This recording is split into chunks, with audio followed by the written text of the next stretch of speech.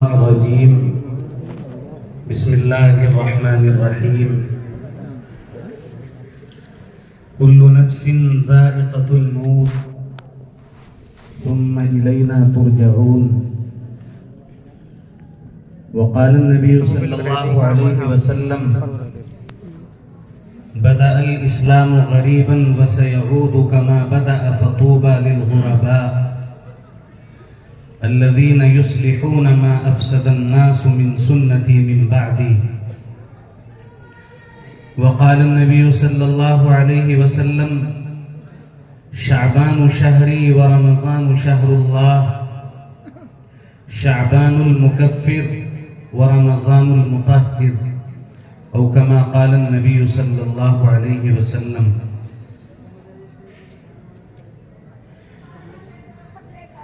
جہاں میں ہے عبرت کے ہر سو نمونے، مگر تجھ کو اندھا کیا رنگ و بو نے. کبھی غور سے بھی یہ دیکھا ہے تو نے، جو معمور تھے وہ محل اب ہیں سونے. جگہ جی لگانے کی دنیا نہیں ہے، یہ عبرت کی جا ہے تماشا نہیں ہے. ملے خاک میں اہل شاں کیسے کیسے، میٹھے نامیوں کے نشاں کیسے کیسے. ہوئے نامور بے نشاں کیسے کیسے، زمین کھا گئی آسماں کیسے کیسے. جگہ جی لگانے کی دنیا نہیں ہے، یہ عبرت کی جا ہے تماشا نہیں ہے. اجل نے نہ کسرا ہی چھوڑا نہ دارا، اسی سے سکندر سا فاتح بھی ہارا. ہر ایک لے کے کیا کیا نہ حسرت سدھارا، پڑا رہ گیا سب یوں ہی ٹھاٹ سارا. جگہ جی لگانے کی دنیا نہیں ہے، یہ عبرت کی جا ہے تماشا نہیں ہے. تجھے پہلے بچپن نے برسوں کھلایا، جوانی نے پھر تجھ کو مجنوں بنایا. بڑھاپے نے آ آ کے کیا کیا ستایا، اجل تیرا کر دے گی بالکل صفایا. جگہ جی لگانے کی دنیا نہیں ہے، یہ عبرت کی جا ہے تماشا نہیں ہے. یہی تجھ کو دھن ہے رہوں سب سے بالا، یہی تجھ کو دھن ہے رہوں سب سے بالا. ہو زینت نرالی ہو فیشن نرالا، تجھے حسن ظاہر نے دھوکے میں ڈالا. جیا کرتا ہے کیا یوں ہی مرنے والا. جگہ جی لگانے کی دنیا نہیں ہے، یہ عبرت کی جا ہے تماشا نہیں ہے. یہ دنیا فانی ہے محبوب تجھ کو، ہوئی واہ کیا چیز مرغوب تجھ کو. سمجھ لینا اب چاہیے خوب تجھ کو، نہیں عقل اتنی بھی مجذوب تجھ کو. جگہ جی لگانے کی دنیا نہیں ہے، یہ عبرت کی جا ہے تماشا نہیں ہے. صدر محترم، معزز علماء کرام، حاضرین مجلس اور عزیز دوستو، ہمارے اس محبوب ادارے فیض الاسلام کا یہ عظیم الشان سالانہ اجلاس عام ہر سال کی طرح بڑی آب و تاب کے ساتھ منعقد ہو رہا ہے. انشاءاللہ علماء کرام تشریف لائیں گے، قیمتی باتیں ہوں گی. تھوڑی سی دیر کے لیے چند معروضات پیش کرنے کے لیے میں بھی آپ حضرات کی خدمت میں حاضر ہوں. مجھے صرف 3 باتیں آپ کی خدمت میں عرض کرنی ہیں. ایک، مدرسہ حاضہ کے سابق محتمم اور ناظم حضرت مولانا محمد فرقان صاحب نور اللہ مرقدہ سے متعلق، دوسری اس مدرسے سے متعلق، اور تیسری یہ جو شعبان کا مہینہ چل رہا ہے اس سے متعلق. امید ہے کہ ان باتوں کو دھیان سے سنا جائے گا.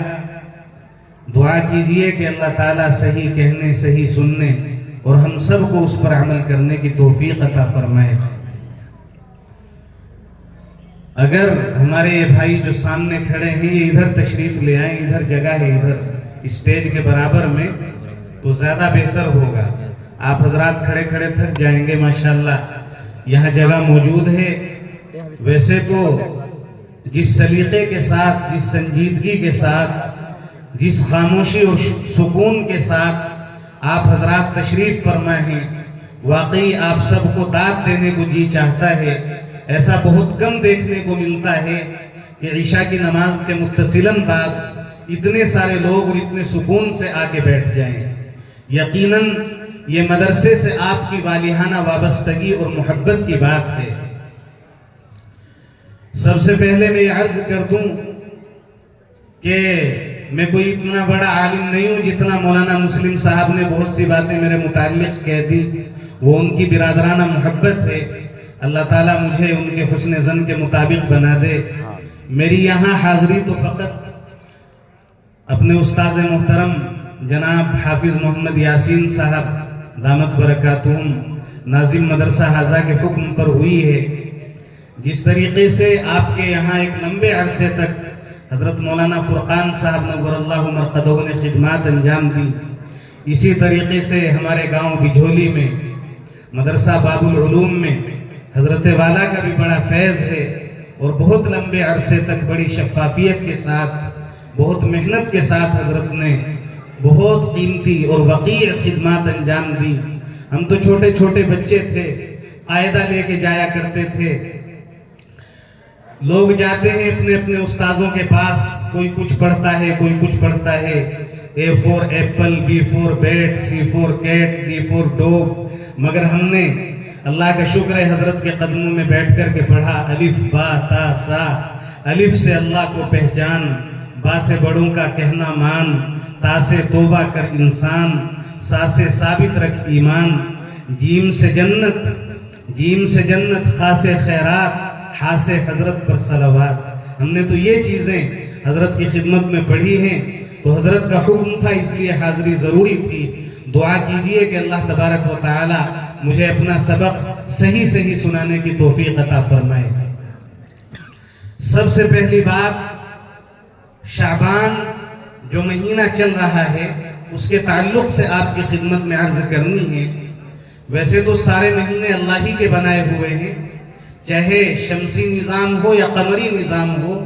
جو شمسی مہینے ہیں جنوری فروری، وہ بھی اللہ ہی کے بنائے ہوئے ہیں، اور جو قمری مہینے ہیں محرم صفر، یہ بھی اللہ ہی کے بنائے ہوئے ہیں۔ مگر چونکہ قمری مہینوں سے ہماری عبادتوں کے بہت سے نظام وابستہ ہیں، اس لیے قمری مہینوں کا نام یاد رکھنا اور ان کی تاریخ یاد رکھنا یہ فرض کفایہ ہے۔ اگر ساری بستی میں کسی کو بھی یہ پتہ نہ ہو کہ آج چاند کی کون سی تاریخ ہے اور یہ چاند کا کون سا مہینہ چل رہا ہے، تو ساری بستی کے لوگ گنہگار ہوں گے۔ اگر چند لوگوں کو بھی پتہ ہو تو انشاءاللہ سب کے ذمے سے وہ گناہ اتر جائے گا۔ لہذا ہمیں کوشش کرنی چاہیے کہ جیسے انگریزی کی تاریخیں یاد رہتی ہیں، انگریزی کے مہینوں کے نام یاد رہتے ہیں، ایسے ہی اسلامی مہینوں کے نام اور اسلامی تاریخیں بھی ہمیں یاد رہیں۔ ویسے تو اسلامی مہینے سارے ہی بابرکت ہیں، لیکن یہ جو شعبان کا مہینہ ہے یہ اس معنی کر بہت زیادہ بابرکت ہے۔ ہم سب کی ماں ام المومنین حضرت سیدہ عائشہ رضی اللہ عنہا فرماتی ہیں کہ رمضان المبارک کے بعد اللہ کے نبی سب سے زیادہ روزے اگر کسی مہینے میں رکھتے تھے تو وہ یہی شعبان کا مہینہ تھا۔ اس میں اللہ کے رسول سب سے زیادہ روزے رکھا کرتے تھے، اور اس کی ایک وجہ یہ بھی تھی کہ اگلا مہینہ رمضان کا ہے۔ جو مہمان جتنا بڑا ہوتا ہے اس کا استقبال بھی اتنا ہی شاندار انداز میں کیا جاتا ہے، تو رمضان اللہ کا بھیجا ہوا ایک مہمان ہے۔ اس مہمان کے استقبال کے لیے اللہ تعالیٰ نے یہ مہینہ شعبان کا عطا فرمایا۔ اس مہینے میں ایک رات آتی ہے جس کو شب برات کہتے ہیں۔ انشاءاللہ جو جمعرات آئے گی، جمعرات گزرنے کے بعد جو رات ہوگی اسی کو شب برات کہا گیا ہے، اور شب برات کی بہت سی فضیلتیں احادیث کے اندر آئی ہیں۔ چند باتیں اس تعلق سے آپ کی خدمت میں عرض کرتا ہوں۔ پہلی فضیلت تو شب برات کی حدیث کے اندر یہ آئی کہ اس رات میں اللہ تبارک و تعالی اپنے تمام مسلمان بندوں کی مغفرت فرما دیتا ہے۔ یہ کتنی بڑی فضیلت کی بات ہے۔ گویا جس طرح ہر چیز کا سیزن ہوتا ہے، اسی طریقے سے اللہ کی رحمت اور اللہ کی مغفرت کا بھی ایک سیزن ہوتا ہے۔ شب برات یہ اللہ تبارک و تعالی کی رحمت کا سیزن ہے۔ ہمیں اس سے خوب فائدہ اٹھانا چاہیے. جتنی ہمت ہو، جتنی توفیق ہو، اس رات میں عبادت کرنے کی کوشش کرنی چاہیے. اللہ توفیق دے، تہجد کے نوافل پڑھیں، استغفار پڑھیں، درود شریف پڑھیں، قرآن کی تلاوت کریں، کلمہ طیبہ پڑھیں، تیسرا کلمہ پڑھیں. لیکن اگر کچھ بھی نہ کر سکیں تو کم از کم عشاء کی نماز اور فجر کی نماز جماعت سے پڑھ لیں، یہ بھی فائدے سے خالی نہیں. حضرت عثمان غنی رضی اللہ تعالیٰ عنہ کی حدیث ہے کہ جس شخص نے فجر کی عشاء کی نماز جماعت سے پڑھی اس کو آدھی رات کی عبادت کا ثواب مل گیا، اور جس شخص نے فجر کی نماز جماعت سے پڑھی اس کو باقی آدھی رات کا ثواب مل گیا. تو اگر عشاء اور فجر بھی جماعت سے پڑھ لی جائیں تو انشاءاللہ پوری رات عبادت کرنے کا ثواب ملے گا. لیکن اگر عبادت کی توفیق نہ بھی ہو تو آدمی کم از کم گناہوں سے اپنے آپ کو بچائے. آج کل دیکھنے میں یہ آتا ہے، یہاں نوجلی کے ماحول کا تو مجھے پتہ نہیں، ورنہ جہاں بھی جانا ہوتا ہے اکثر جگہ لوگ یہی شکایت کرتے ہیں کہ شب برات میں نوجوان موٹر سائیکل لے کے نکل جاتے ہیں اور ویران سڑکوں کے اوپر جا کے باقاعدہ سائیکلنگ کرتے ہیں، بائیکنگ کرتے ہیں، ریسنگ کرتے ہیں. اور جو چھوٹے بچے ہوتے ہیں وہ آتش بازی اور پٹاخے وغیرہ چلاتے ہیں. ان چیزوں سے ہمیں اپنے آپ کو بچانا ہے. اگر عبادت نہ بھی کر سکیں تو کم از کم گناہوں سے اپنے آپ کو بچا لیں، یہ بھی فائدے سے خالی نہیں. دوسری بات، اللہ کے نبی ساری زندگی میں ایک مرتبہ اس رات میں قبرستان تشریف لے گئے اور وہ بھی اکیلے. لیکن لوگوں نے آج کل یہ ضروری سمجھ لیا کہ ہجوم کی شکل میں چند لوگ اکٹھے ہو کر قبرستان جانے کو ضروری سمجھتے ہیں.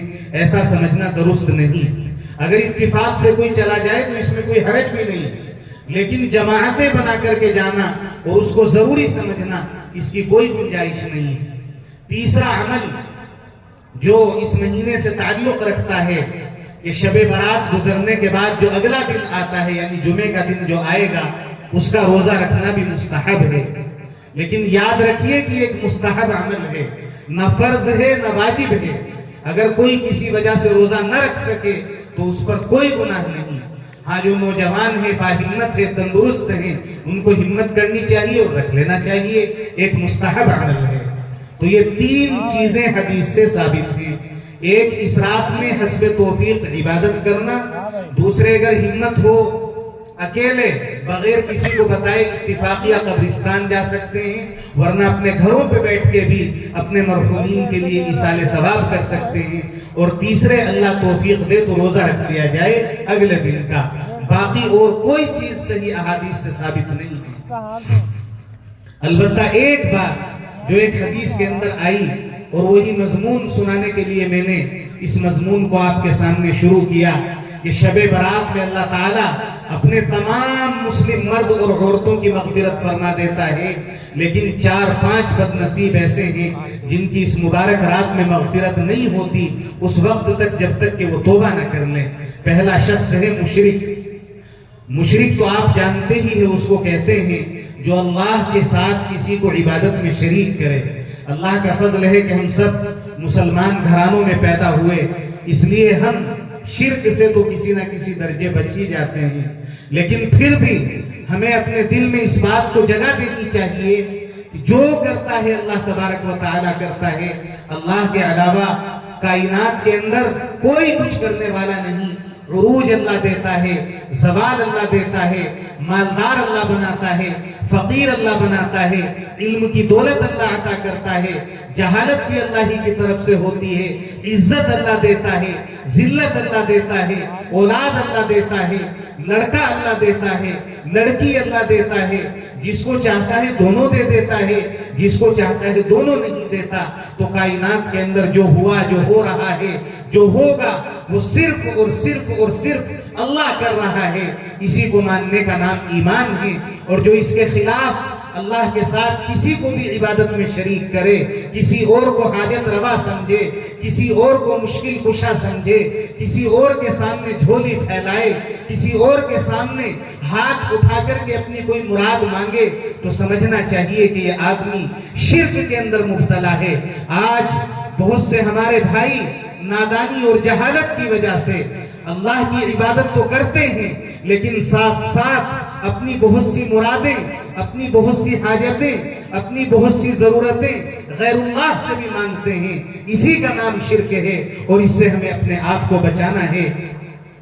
مولانا الطاف حسین حالی نے کیا خوب نقشہ کھینچا تھا کہ دوسروں کو تو ہم فوراً کافر کہہ دیتے ہیں، کسی کا سر ذرا سا بت کے سامنے جھک جائے ہم کہیں گے یہ کافر ہے، کوئی آدمی اگر سورج کی عبادت کرنے لگے ہم کہیں گے یہ کافر ہے، کوئی آدمی آگ کو سجدہ کرنے لگے ہم کہیں گے یہ کافر ہے، مگر مومنوں کا اپنا حال کیا ہے وہ کسی سے مخفی نہیں ہے۔ اسی کو مولانا حالی نے یوں کہا تھا، کرے غیر کر بت کی پوجا تو کافر، جو ٹھہرائے بیٹا خدا کا تو کافر، کواکب میں مانے کرشمہ تو کافر، جھکے آگ پر بہر سجدہ تو کافر، مگر مومنوں پر کشادہ ہے راہیں، پرستش کریں شوق سے جس کی چاہیں، نبی کو جو چاہیں خدا کر دکھائیں، اماموں کا رتبہ نبی سے بڑھائیں، نہ ایمان میں کچھ خلل اس سے آئے، نہ اسلام بگڑے نہ ایمان جائے۔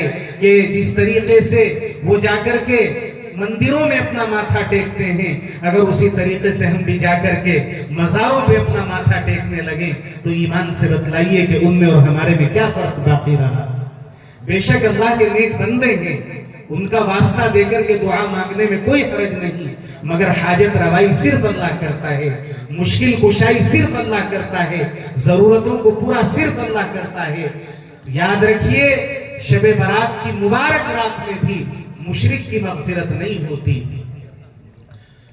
دوسرا آدمی جس کی اس مبارک رات میں مغفرت نہیں ہوتی وہ ہے عاق لوالدیہ، اپنے ماں باپ کا نافرمان۔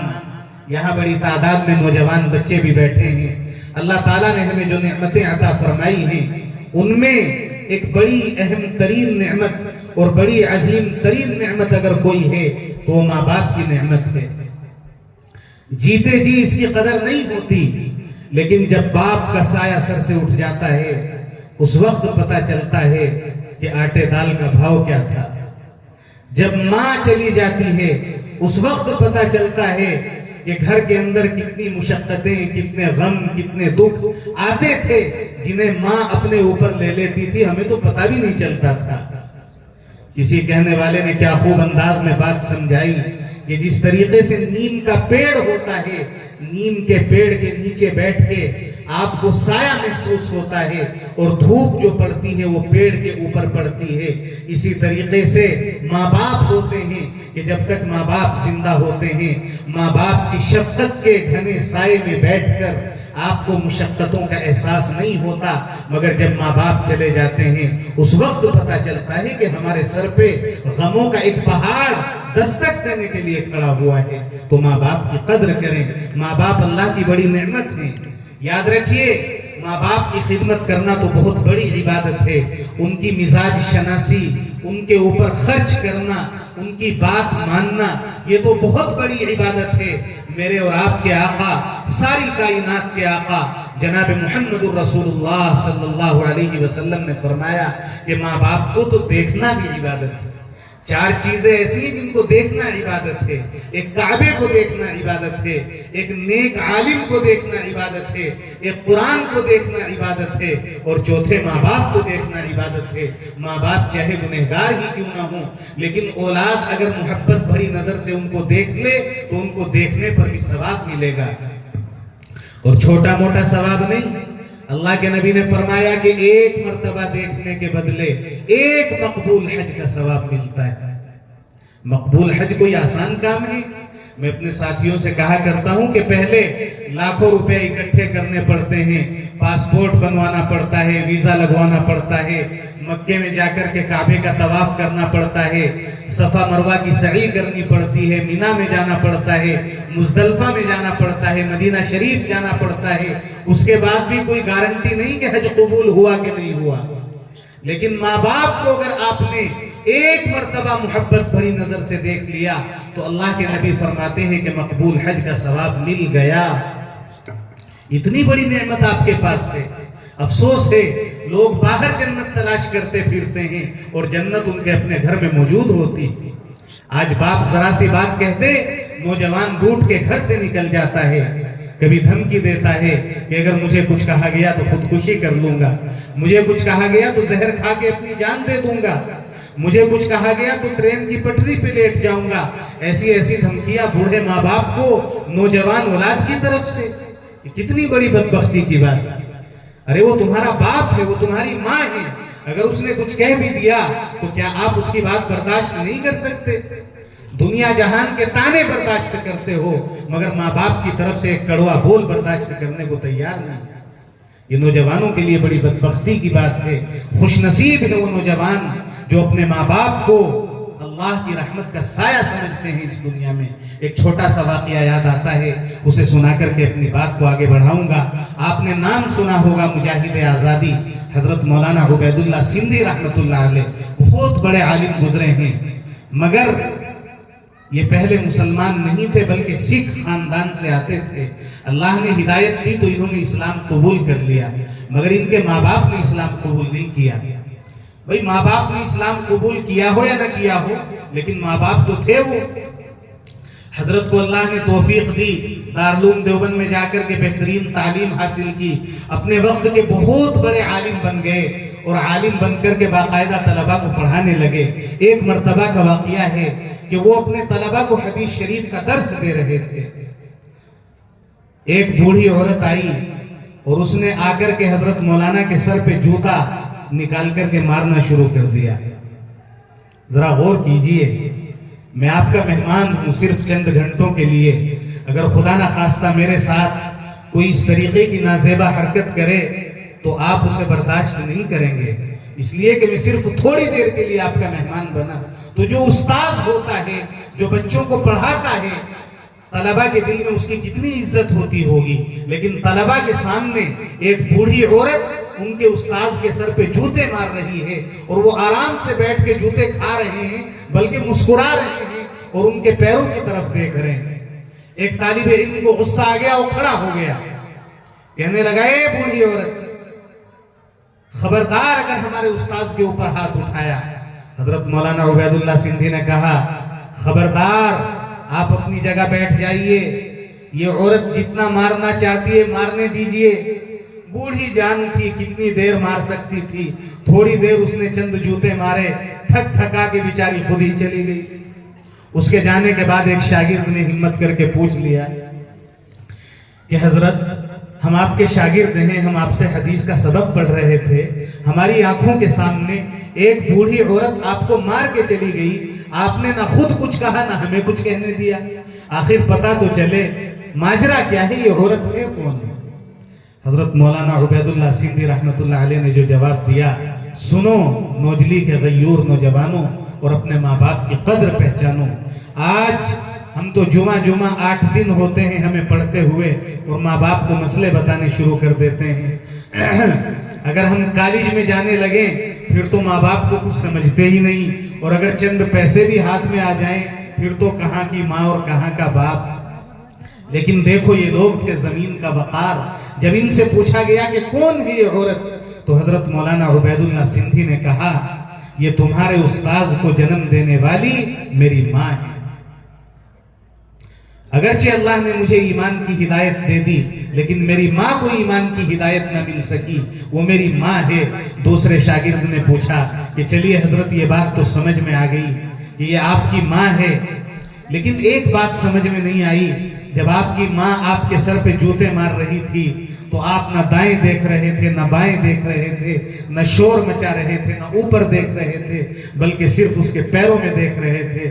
آخر اس کے پیروں میں کیا دیکھ رہے تھے؟ مولانا عبید اللہ سندھی نے کیا خوبصورت جواب دیا, فرمانے لگے اے میرے عزیز شاگردو, اگرچہ میری ماں نے اسلام قبول نہیں کیا مگر میرے اور آپ کے آقا جناب محمد الرسول اللہ کی سچی حدیث ہے, ان الجنت تحت اقدام امہاتکم, جنت تمہاری ماں کے پیروں کے نیچے ہے. جب میری ماں میرے سر پہ جوتے مار رہی تھی, رب کعبہ کی قسم مجھے نہ تو دکھ ہو رہا تھا نہ چوٹ لگ رہی تھی, اسی لیے میں نے نہ دائیں دیکھا نہ بائیں دیکھا, نہ اوپر دیکھا نہ پیچھے دیکھا نہ کسی اور طرف دیکھا, بلکہ میں تو اپنی ماں کے قدموں میں اپنی جنت دیکھ رہا تھا. نوجوانوں ماں کے قدموں میں جنت تلاش کرو. اللہ کے نبی نے فرمایا رضا الرب فی رضا الوالد وسخط الرب فی سخط الوالد. اگر ماں باپ راضی ہیں تو اللہ راضی ہے، اور اگر ماں باپ ناراض ہیں تو سمجھ لیجئے کہ اللہ بھی ناراض ہے. یہاں رک کے ایک بات یہ بھی عرض کر دوں، ماں باپ کو بھی چاہیے کہ آج کل کا دور فتنوں کا دور ہے، اولاد کے ساتھ زیادہ سختی نہ کیا کریں. یہ انٹرنیٹ کا دور ہے، یہ فتنوں کا دور ہے، یہ کیبل اور ڈش کا دور ہے، یہ گوگل کا دور ہے، یہ یوٹیوب اور فیس بک کا دور ہے. بچے نہ جانے کیا کیا الا بلا دیکھتے ہیں. آپ ان کے ساتھ سختی کریں گے تو یقیناً بچوں کے دل پہ بہت سی باتیں ایسی بن کے گزرتی ہیں کہ وہ بچے ماں باپ سے متنفر ہو جاتے ہیں. اس لیے اللہ کے رسول نے ماں باپ کو بھی یہ ہدایت دی، اکرموا اولادکم، کہ اپنی اولاد کے ساتھ اکرام کا معاملہ کیا جائے، عزت کا معاملہ کیا جائے، سختی کا معاملہ نہ کیا جائے. بہرحال دوسرا شخص جس کی اس مبارک رات میں مغفرت نہیں ہوتی جب تک کہ وہ توبہ نہ کر لے، وہ ہے ماں باپ کا نافرمان. تو اگر خدا نہ خواستہ کسی کی اپنے ماں باپ سے کوئی ناراضگی ہے تو ابھی وقت ہے کہ وہ اپنے ماں باپ کو راضی کر لے، ان سے معافی تلافی کر لے.